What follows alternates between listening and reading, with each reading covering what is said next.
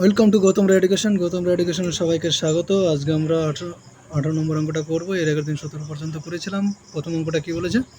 এক দোকানদার কৃষি দ্রব্য প্রতিটি 35 টাকায় বেচে 40% লাভ করে। 35 টাকায় বিক্রি করে 35 টাকায় বিক্রি করলে 40% লাভ হয়।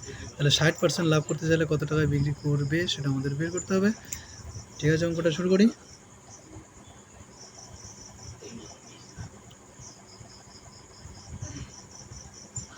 অঙ্কটায় দেখো, প্রথমত বলেছে কি 40% লাভ আর 60% লাভ, এই দুটো আগে আমি বিবেচনা করি। যদি কোনো একটা জিনিসের দাম 100 টাকা হয়, 40% লাভ করলে ওকে বিক্রি করতে হবে 140 টাকায়, আর 60% লাভে যদি বিক্রি করে তাহলে 160 টাকায় ওকে বিক্রি করতে হবে।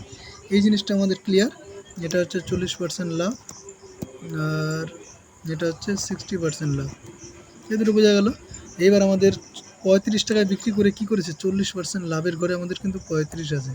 তাহলে 141 ইকুইভ্যালেন্ট টু 35, তাহলে 160 ইকুইভ্যালেন্ট টু কত হবে সেটা আমাদের বের করতে হবে। তাহলে 35কে আমরা 160 দিয়ে গুণ করব আর 140 দিয়ে ভাগ করব। ঠিক আছে, তাহলে কত হয় আমরা বের করি। 7 দিয়ে কাটলে এটা 5, 7 দিয়ে কাটলে 2, 8, 5 8 40। এখানে কিন্তু আমাদের অ্যান্সার আসবে 40 নম্বর অ্যান্সার, রাইট অ্যান্সার। বোঝা গেল তো অঙ্কটা? না বুঝতে পারলে বলবে। নেক্সট অঙ্ক বলেছে কি 19 নম্বর। এক্স 15,000 টাকা দামের একটি শাড়ি ওয়াইকে 5% লাভে বিক্রি করলো।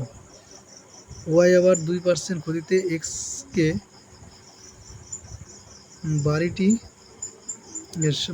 শাড়ি নয়, এক্সকে ফিরিয়ে দিল। এর ফলে এক্সের লাভ বা ক্ষতি কত টাকা?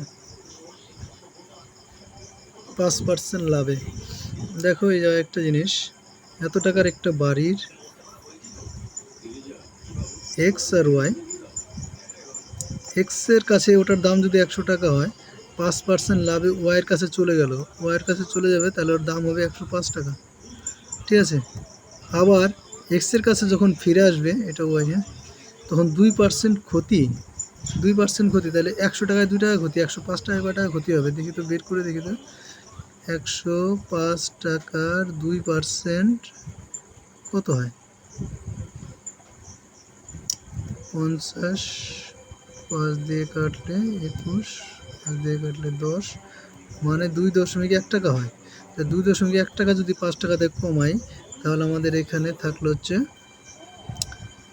102.9, তাই তো? তাহলে 102.9 টাকায় কিন্তু বিক্রি করেছে এইখানে। তাহলে কত টাকা লাভ বা ক্ষতি হলো? এক্স কিন্তু আবার পেয়ে গেল ফিরে। এক্স যখন ফিরে পেয়ে গেলো, এইটুকু নিচেরটা মুছে দেই, এক্স ফিরে পেয়ে গেল, তাহলে এক্সের কত টাকা দেখো তো লাভ বা ক্ষতি হলো? 2.9 টাকা কিন্তু এক্সের বেশি লাগলো না, 5 টাকা লাভ করেছিল।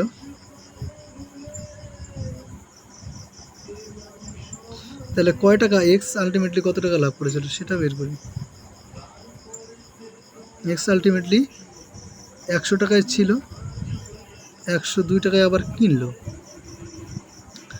105 টাকায় বিক্রি করেছিল। 5 টাকা থেকে 2.9 টাকা যদি বাদ দিই, 2.1 টাকা কিন্তু ওই লাভ করলো, 100 টাকায় লাভ করলো।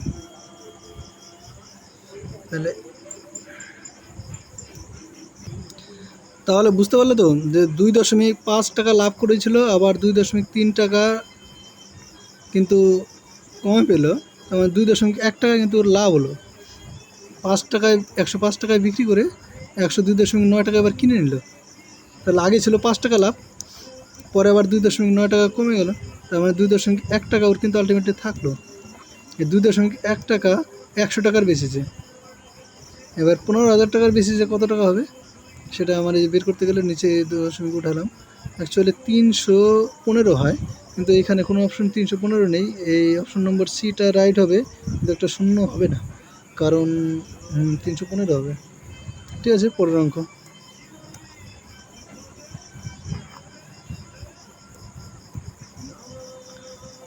20 নম্বরটা কি বলেছে?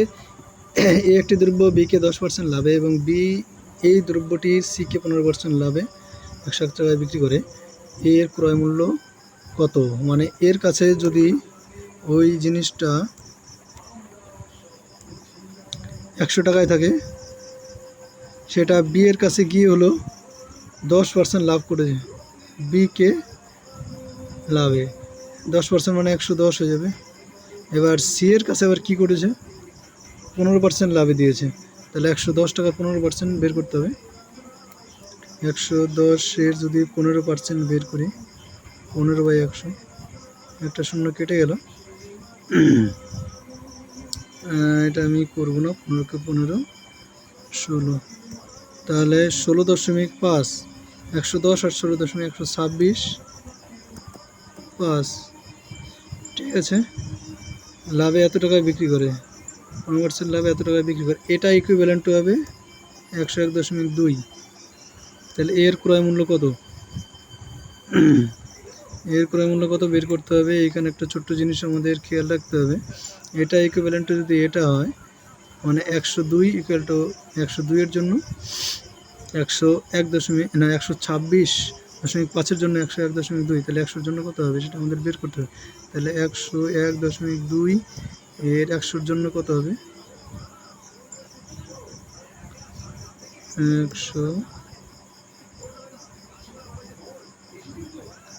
126.5, একটা করে দশমিক উঠে গেল, কোনো সমস্যা নেই, উঠেই যাক। কাটাকাটি করতে হবে, এবার গুণ করে দিলে হবে।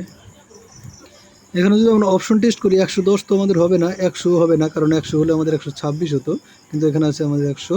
95 হবে না, কারণ এত কাছে 95-এর 10% মানে 9 টাকা। সেখানে আমাদের 95-এর 10% করে দিলে মানে 9 টাকা যদি বেড়ে যায়, 95-এর সাথে 9 মানে 104 হওয়ার কথা ছিল, কিন্তু 104 তো হয়নি, 101 হয়ে গেছে। তার মানে একটাই অপশন আছে, অপশন নম্বর ডি। অঙ্কটা না করলেও আমরা কিন্তু এখান থেকে একটা কনক্লুশন কিন্তু টানতে পারি। পরীক্ষার সময় এভাবে করতে হবে, সবসময় ক্যালকুলেশন করার ঝামেলা আমাদের যাবো না, ঠিক আছে। অপশন টেস্ট আমাদের বেশি সুবিধা হচ্ছে। নেক্সট অঙ্ক,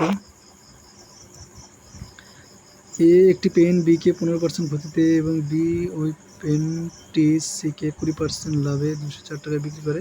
সেম জিনিস আছে, এর কাছে যদি এর দাম হয় 100 টাকা, তাহলে বি এর কাছে এর দাম হবে 15% ক্ষতি মানে 85 টাকা, আর সি এর কাছে লাভ হবে 20% লাভ মানে 85 আর 17 টাকা হবে আর কি আরও, ঠিক আছে। তাহলে 85 আর 17 চলে গেল আমাদের 102। তাহলে 102 যদি হয়, এটা সমান হয়ে গেল আমাদের এইখানে। এবার 102-এর ইকুইভ্যালেন্ট টু 204, 102-এর ইকুইভ্যালেন্ট যদি 4 হয়, তাহলে বোঝা যাচ্ছে এখানে ডবল হয়ে গেছে, তাহলে এটাও ডবল হয়ে যাবে, তার মানে 200 হবে।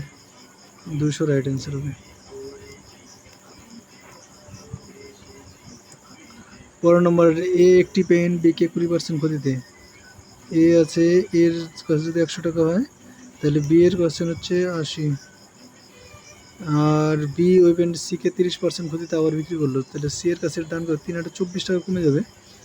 24 টাকা যদি 80 টাকা থেকে কমে যায়, তাহলে আমাদের থাকে হচ্ছে 56, 168 বই আছে 3 গুণ আছে, তাহলে এটার সাথে 3 গুণ করলে আমাদের চলে আসবে 300 হবে রাইট অ্যান্সার। বুঝতে পারছো তো? নেক্সট অঙ্ক 23 নম্বর অঙ্কটা কি বলেছে? ব্যবসায়ী ক্রয় মূল্যের দ্রব্য বিক্রি করার দাবি করে, ক্রয় মূল্যেই দ্রব্যটি বিক্রি করার দাবি করে, যত টাকায় কিনছিল তত টাকায় বিক্রি করবে। 1 কেজির পরিবর্তে 800 গ্রাম এর বাটখারা ব্যবহার করে, তার লাভ বা ক্ষতির পরিমাণ কত? 1 কেজি ছিল, 1 কেজি মানে 1000 গ্রাম, সেটা হচ্ছে 800-তে কাম সেরে দিল, ঠিক আছে। কত % লাভ বা ক্ষতি হবে সেটা আমাদের বের করতে হবে। ধরে নিলাম 1 কেজির দাম 100 টাকা, ঠিক আছে, 100 টাকায় পেয়েছিল 1 কেজি। তাহলে পরবর্তীকালে আমাদের কি হলো, বিক্রি করার সময় 100 টাকায় বিক্রি করে 800 গ্রাম, তাহলে 800 গ্রামের দাম যদি 100 টাকা হয়, 800 গ্রামের দাম 100 টাকা, তাহলে 1000 গ্রামের দাম কত হবে? এখান থেকে 1000 আর নিচে 800,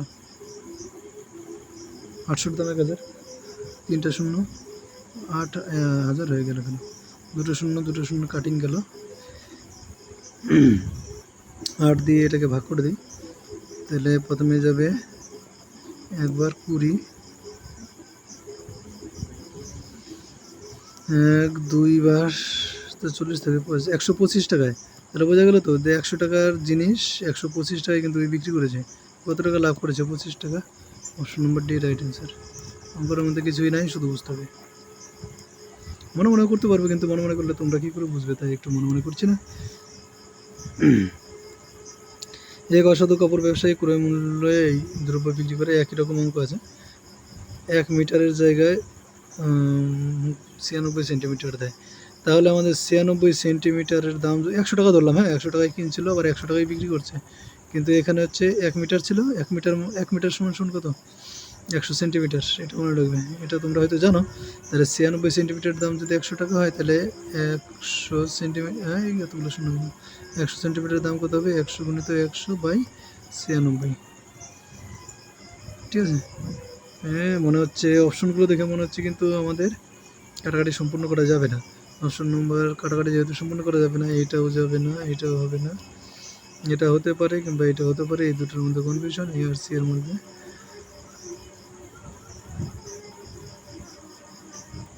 কেটে দেই। ও দিয়ে কাটবো, 2 দিয়ে কাটলে 50, 2 দিয়ে কাটলে 48, 96, 2 দিয়ে কাটলে 25, 2 দিয়ে কাটলে 24, আর যায় না 2 দিয়ে। এটাকে 2 দিয়ে কেটে দেই। 50, 12, আবার 2 দিয়ে কাটি 25, 2 দিয়ে কাটলে 6, নিচে সবগুলোর 6 আছে। ঠিক আছে, উপরে 25 আর 25 এই দুটো গুণ করলে, এই 25 আর এই 25 গুণ করলে 625 হবে। নিচে 6 চলে আসলো। 104.1/6, তাহলে 100 টাকায় কিনেছিল, তাহলে 4.1/6% কিন্তু লাভ করছে। নেক্সট অঙ্ক। ভিডিও বেশি বড় হবে না, ছোটো ছোটো ভিডিও অঙ্কগুলো করতে থাকবে। প্রত্যেক দিন একটা করে প্র্যাকটিস ভিডিও পেয়ে যাবে।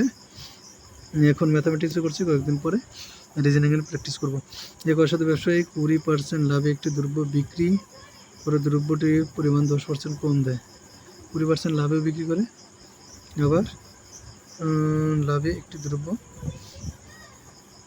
বিক্রি করে, কিন্তু দ্রব্যটি পরিমাণে 10% কম দেয়। ওই ব্যবসায়ী বাবা এত চালাক। 100 টাকা দিয়ে কিনছিল, 120 টাকায় 120 টাকার হিসাবে ওই বিক্রি করছে।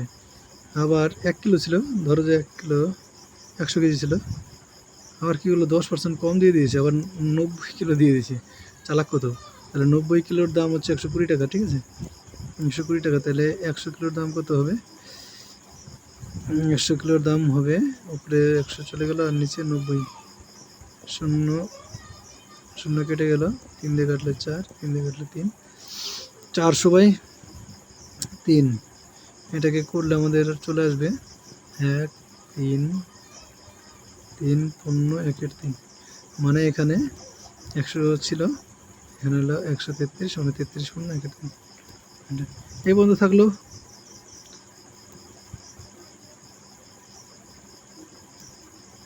যারা নতুন আছে তারা লাইক করে দেবে, আর নতুনরা সাবস্ক্রাইব করে দেবে। ভিডিওটা ভালো তো অবশ্যই লাগবে, কারণ পরীক্ষার ফেভারে ভালো না লাগলে প্র্যাকটিস করতে হবে আমাদের।